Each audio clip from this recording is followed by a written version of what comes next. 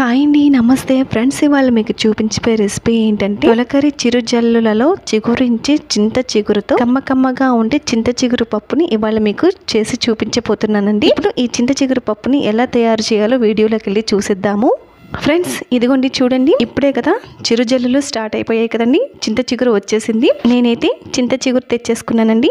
ఈ చింత చిగురు వచ్చేసి 100 గ్రాముల వరకు ఉంటుందండి. ఇప్పుడు ఈ చింత చిగురిని ఒక బౌల్లోకి వేసేసుకోవాలండి. మొత్తం అంతా వేసుకున్న తర్వాత దీంట్లో ఏమైనా పుల్లలు ఉంటాయేమో తీసేసుకోవాలండి. మొత్తం అంతాను ఇదిగోండి ఇలాంటివి ఉంటే తీసేసుకోవాలి, లేకపోతే పళ్ళల్లో ఇరుక్కుపోతాయండి.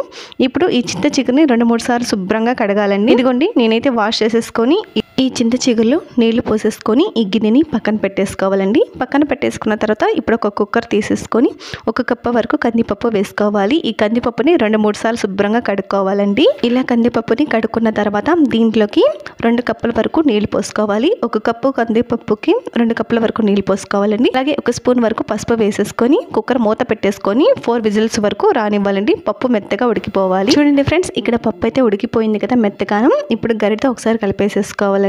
కలుపుకున్న తర్వాత దీంట్లోకి మనం ముందుగా కడిగి ఉంచుకున్న చింత చిగురును మొత్తం అంతా వేసేసుకోవాలి. ఫ్రెండ్స్, ముందుగా నా ఛానల్ చూస్తున్న వాళ్ళైతే సబ్స్క్రైబ్ చేసుకోండి ఫ్రెండ్స్. ఇదిగోండి చింత చిగురు వేసుకున్న తర్వాత ఒక 4 పచ్చిమిరపకాయలని ఇలా కట్ చేసేసుకొని వేసుకోవాలి. అలాగే మీడియం సైజు ఉన్న ఒక ఉల్లిపాయను తీసేసుకొని చిన్న ముక్కలుగా కట్ చేసేసుకొని ఈ పప్పులో వేసేసుకోవాలండి. ఇలా వేసుకున్న తర్వాత ఒకసారి కలిపేసేసుకోవాలి. ఇప్పుడు పప్పు గట్టిగా ఉంది కనుక దీంట్లోకి 1 కప్పు వరకు నీళ్లు పోసుకోవాలండి.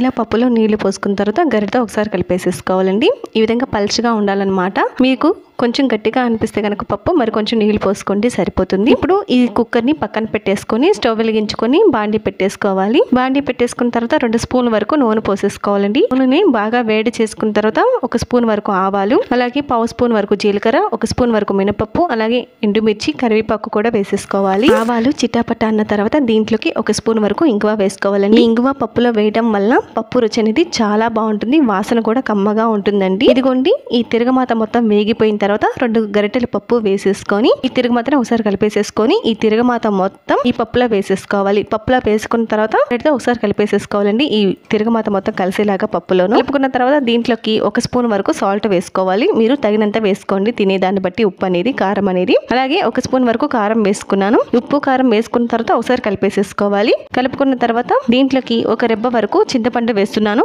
చింత చిగురు ఎక్కువ పులుపు ఉంటే చింతపండు వేయాల్సిన అవసరం లేదండి. ఎక్కువ పులుపు ఉంది అనుకోండి 1 రెబ్బ వరకు వేసేసుకొని ఇప్పుడు ఈ చింత చిగురు పప్పుని ఒక 5 నిమిషాల పాటు స్టవ్ మీద ఉడికించుకోవాలండి మెత్తగా. ఇదిగోండి ఒక 5 నిమిషాల తర్వాత పప్పును చూపిస్తున్నాను చూడండి ఫ్రెండ్స్. పప్పు మొత్తం ఉడికిపోయింది కదా. ఇంతేనండి, చింత చిగురు పప్పు రెడీ అయిపోయింది. ఇప్పుడు ఈ పప్పును ఒక బౌల్లోకి సర్వింగ్ చేసేసుకుంటున్నాను. ఫ్రెండ్స్, ఈ చింత చిగురు పప్పు జస్ట్ 10 నిమిషాల్లో అయిపోతుందండి కుక్కర్లో చేసుకుంటే. ఈ చింత చిగురు పప్పు అన్నంలోకి, చపాతీలోకి చాలా రుచిగా ఉంటుందండి. ఫ్రెండ్స్, చూసేసారు కదా, లేలేత చింత చిగురుతో చింత చిగురు పప్పు రెడీ అయిపోయిందండి. ఫ్రెండ్స్, మీరు కూడా మీ ఇంట్లో ఈ చింత చిగురు పప్పుని ట్రై చేసి టేస్ట్ చేసి మీకు ఎలా వచ్చింది అనేది నాకు కామెంట్ సెక్షన్ లో చెప్పండి. కామెంట్ చేయడం మాత్రం మర్చిపోవద్దండి. ఫ్రెండ్స్, ఈ వీడియో చూసిన తర్వాత రెసిపీ కనుక నచ్చినట్లయితే లైక్ చేసి అలాగే మీ ఫ్రెండ్స్ కి, బంధువులకి షేర్ చేయండి. మరిన్ని రెసిపీస్ కోసం నా ఛానల్ ని తప్పకుండా సబ్స్క్రైబ్ చేసుకోండి. అలాగే గంట సింబల్ ని యాక్టివేట్ చేసుకోండి. నేను చేసే వీడియోలని మీకు ముందుగానే వచ్చేస్తాయండి.